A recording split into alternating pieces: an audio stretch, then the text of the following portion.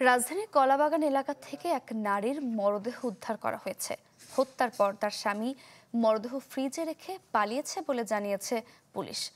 কলাবাগান থানা জানায়, সোমবার রাতে স্বামী স্ত্রীর মধ্যে ঝগড়া হয়।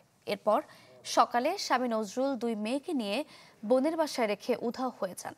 মেয়েরা তাদের মামাকে খবর দিলে পুলিশের সহযোগিতায় কলাবাগানের বাসায় এসে দরজা ভেঙে ভেতরে ঢোকেন।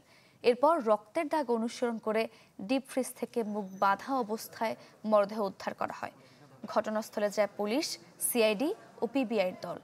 অভিযুক্ত নজরুল ব্যবসায়ী ছিলেন, তবে এখন তিনি কিছুই করেন না বলে জানিয়েছেন নিহত তাসলিমা আক্তারের পরিবার। RICL TMX, যুগের পর যুগ স্থাপনা থাকে মজবুত। ঘাতক নজরুলের দ্রুত গ্রেপ্তার ও সর্বোচ্চ শাস্তির দাবি পরিবারের সদস্যদের।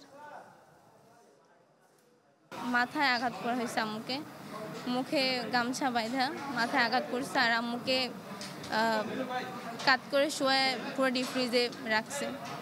যতটুকু আমরা দেখেছি তাতে মনে হয়েছে তাদের পারিবারিক সমস্যা ছিল, হাজব্যান্ড ওয়াইফের সমস্যা ছিল, সেই সমস্যা থেকেই